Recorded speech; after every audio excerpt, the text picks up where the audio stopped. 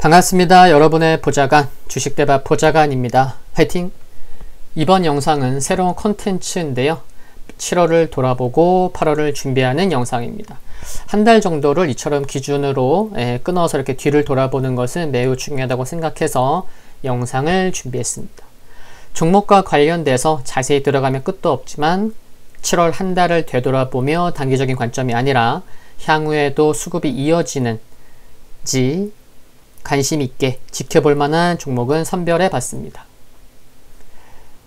우선 코스피를 보시면 7월 한 달간 6.69% 상승했습니다. HTS와 제가 준비한 자료를 번갈아서 보면 좀 시간 많이 걸릴 것 같아서 제가 준비한 자료로만 보시면 될 것 같습니다. 지금 노란색 테두리는요, 일봉입니다. 코스피 일봉인데 복잡할 것 없고요. 2200 돌파를 했고 지금 제가 두 번째 그원원 선이 한 2350인데 2300에서 2350 수준까지의 상승 가능성은 열어둘 수 있겠다 라는 말씀을 드릴 수가 있겠고요. 초록색 테두리는 주봉입니다. 코스피 주봉인데요. 추세선 2017년 고점, 정확히 2018년 2월이네요. 네.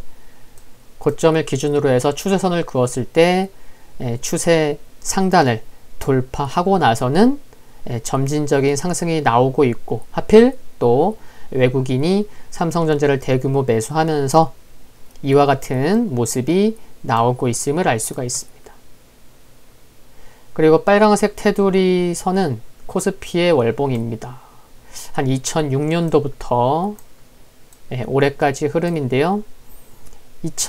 여기 한 2200은 과거에도 한 10년 전에도 좀 부담이 됐었던 자리인데 최근에 외국인의 삼성전자 러브콜 보이면서 올라오고 있습니다. 글로벌 증시 상승과 함께 2200을 돌파했다. 월봉도 한번 봐봤고요. 그리고 코스닥 7월 한 달 10.48% 상승했습니다. 800포인트 돌파했고요. 특별한 건 없어요. 그렇죠? 일봉. 네, 800포인트가 2017년 말에 이렇게 좀 부담이 될 수 있었는데 마디 가격이기도 하고 돌파해서 올라온 모습. 녹색 테두리는 코스피처럼 코스닥 주봉입니다. 코스닥 주봉. 네, 800 돌파했고 지난 3월부터 보면은 주봉 보면요, 큰 조정 없이 꾸준히 올라온 것을 알 수가 있습니다. 그리고 빨간색 테두리는 코스닥 월봉입니다. 약 10년도 더 된, 한 2007년도에 좀 부담이 됐었던 지수가 한 800이었는데 그 자리도 돌파를 한 상황이라는 거. 그래서 코스피, 코스닥, 일봉, 주봉, 월봉 한 달 얼마 상승했는지 살펴봤습니다. 그리고 지금 보시면 지금 또 다른 자료인데요. 7월까지의 수급을 확인해 보겠습니다.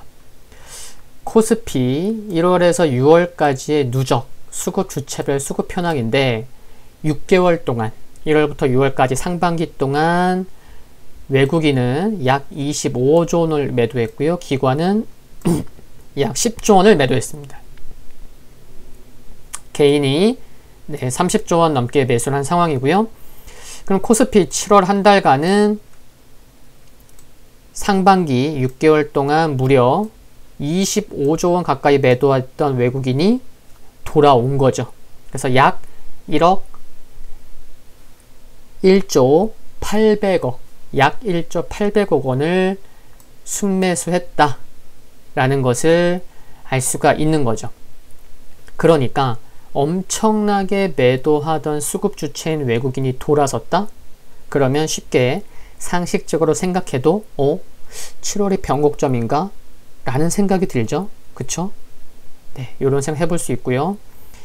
그리고 우선 외국인이 코스피에서 순매수한 상위 종목을 보면 단연 삼성전자입니다. 무려 2조 6천억 원 넘게, 약 2조 7천억 원 가까이 순매수를 했습니다. 외국인이 7월 한 달간 1조 원을 샀잖아요. 1조 800억. 그런데 삼성전자 한 종목만 외국인이 산 전체 금액을 넘어서서 2조 7천억 원을 샀습니다. 쏠림 현상이 심해도 매우 심하다 라는 것을 말씀드리고 싶은 건데, 이거를 이제 비유하자면, 극단적인 비교를 통해서 말씀을 드려보면, 한 고등학생이 수학만 너무 좋아한 나머지 중간고사를 봤는데 10개 과목 평균 점수는 30점이에요. 근데 수학은 전교 1등 한 거죠. 다른 과목은 신경을 거의 안 쓰고 좋아하는 한 놈만 팬 거죠. 외국인이 7월 달에 그랬다. 그렇게 말씀드릴 수 있을 것 같습니다. 외국인의 지난 7월 삼성전자를 향한 이 정도의 러브콜이면 순매수 규모가 줄어든다고 해도 8월 달에 외국인은 8월에도 순매수를 좀 이어가지 않을까라는 생각을 할 수 있는 것 같습니다. 지금 보시는 자료는 7월 한 달간 코스피와 코스닥에서 각각 외국인과 기관이 어떤 종목을 많이 매수했는지를 알아보기 위한 자료입니다. 이제 준비한 4개의 자료를 통해서, 여기 4개 있죠? 코스피 외국인, 코스피 기관, 코스닥 외국인, 코스닥 기관, 순매수 상위 종목 갖고 왔는데, 이제 준비한 이 4개의 자료를 통해서 시가총액 대비 순매수 규모 관점에서 종목도 좀 뽑아볼 생각입니다. 시가총액 대비 순매수 규모 관점에서 종목을 뽑았다? 이 얘기가 뭔지 좀 말씀을 드려볼게요. 시가총액이 1조 원인 A라는 종목이 있어요. A라는 종목은 시가총액 1조 원입니다. 근데 외국인이 7월에 한 달간 500억을 매수했어요. 그러면 시가총액이 1조니까 500억을 매수했으니까 시가총액 대비 5% 매수한 거죠. 그리고 두 번째 B라는 종목은 있는데, B라는 종목은 시가총액이 A에 비해서 절반인 5천억 밖에 안 해요. 0.5조. 근데 7월 한 달간 외국인이 매수한 금액은 A와 같은 500억이에요. 그러면 얘는 B에서 외국인은 몇 퍼센트를 산 거죠? 시가총액 대비 10%를 산 거죠. 그쵸?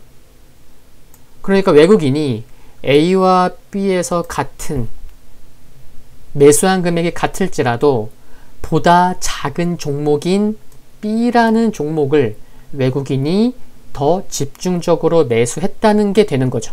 그쵸? 그러면 같은 금액을 매수했더라도 A보다는 B에 더 관심을 가져야겠죠? 이런 관점에서 종목을 좀 뽑아봤다 라는 겁니다. 어려운 거 없죠? 네, 이제 시작해 보겠습니다. 종목을 뽑는 과정을 제가 다 일일이 말씀드릴 수 없습니다. 이게 교육 영상도 아니고, 그쵸? 종목도 너무나 많고 그러면 끝도 없어서 제가 결과 중심에 또 쉽게 말씀을 드려볼게요. 첫 번째는 코스피에서 7월 달에 외국인이 순매수한 상위 종목입니다. 첫 번째 자료예요. 1번. 삼성전자를 외국인이 2조 7천억 원 가까이 매수를 했습니다. 여기 종목, 물론 ETF도 있긴 하지만 종목들마다 시가총액을 다 적진 않았어요. 근데 저는 이제 비교하면서 뽑은 거죠. 뽑아보니 코스피에서 시가총액 대비해서 외국인 순매수 규모를 봤을 때는 두 종목이 좀 눈에 들어옵니다. 첫 번째는 LG전자고요. LG전자 2천억 매수했죠. 두 번째는 금호석유입니다. 500억 매수했네요. 그래서 코스피 종목에서 나는 코스닥보다는 코스피 쪽 종목에 좀 더 관심이 많다. 그런 분들, 그리고 좀 자금이 크신 분들께서는 8월에도 외국인이 LG전자와 금호석유를 지속 매수하는지에 관심이 필요하다 라는 말씀을 드립니다. 두 번째, 코스피에서 외국인 봤으니까 이제 기관이에요. 두 번째 자료예요. 2번. 코스피에서 기관이 ETF 빼고 가장 많이 매수한 종목은 SK바이오팜입니다. 지난 7월을 돌이켜 봤을 때 한국 증시, 국내 증시를 얘기할 때 빼놓을 수 없는 종목이죠. 그쵸? 기관이 약 한 2천억 원을 매수했다. 근데 여기 순매도한 종목을 제가 금액은 안 갖고 왔지만 외국인이 7월 달에 SK바이오팜 8천억 원 이상 매도한 거 아시죠? 네. 그러면 anyway 기관이 SK바이오팜을 좀 참고하시라고 말씀드리는 거예요. 1941억 원을 매수를 했는데 이 중에 살펴보니 이 매수 금액 중에 연기금이 얼마를 샀다? 제가 확인해 보니 1602억 원을 매수했습니다. 러프하게 말씀드리면 7월 달에 외국인이 엄청 많이 팔 때 기관이 SK바이오팜을 2천억 매수했는데 그 중에 연기금이 1600억을 매수한 거예요. 그러니까 저 매수 금액 중 82.5%에 해당하는 매수 금액을 연기금이 매수했다. 그래서 연기금은 SK바이오팜에 굉장히 관심이 매우 크다는 것도 기억하시면 좋겠고요. 지금 굉장히 좀 좁은 박스권에 좀 갇혀있는 모습인 것도 알고 계시면 좋겠고요. 그리고 기관은 코스피에서 보시면 여기 현대차, 기아차, 현대모비스,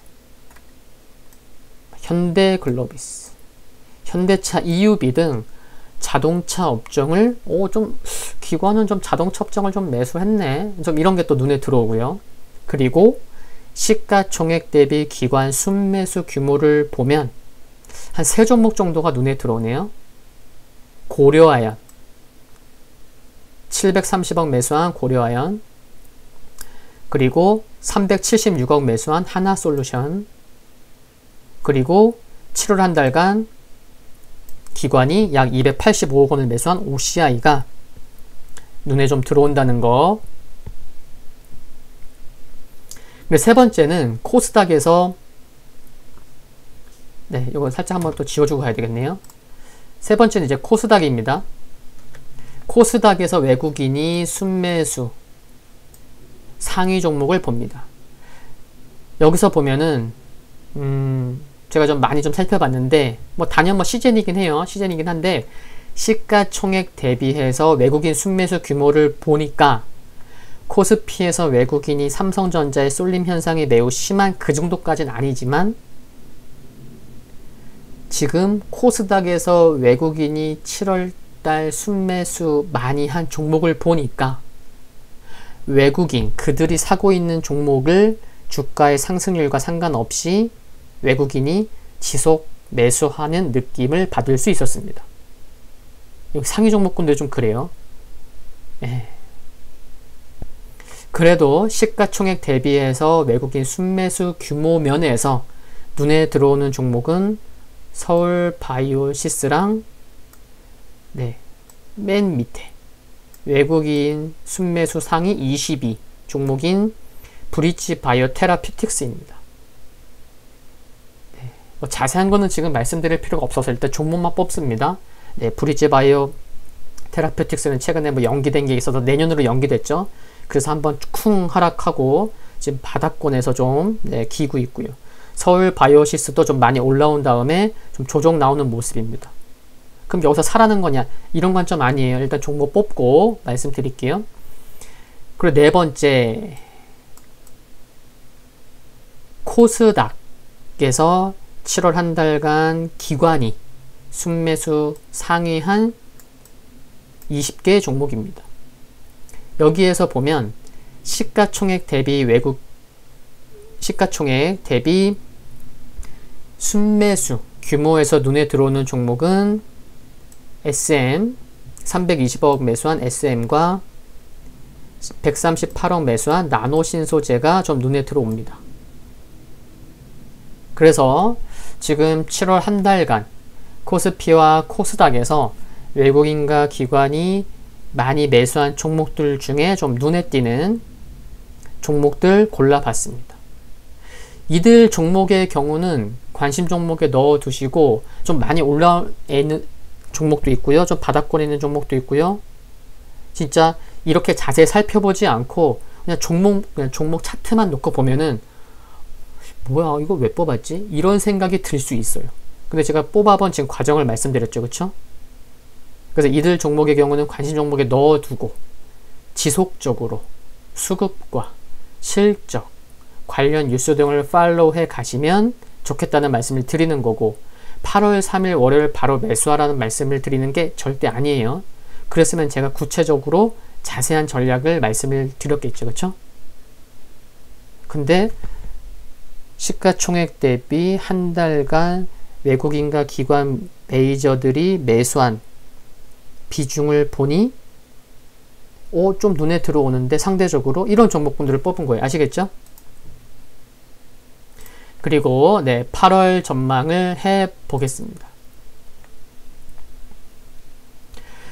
주요 기업들의 2분기 실적 발표가 진행되고 있죠.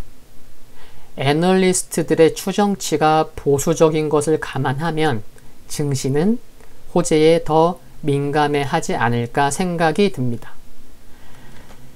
지금 여기 첫 번째 자료는요. 첫 번째 자료는 CT 경기 서프라이즈 지수입니다. 제가 한글로 그냥 풀어서 말씀드린 거죠.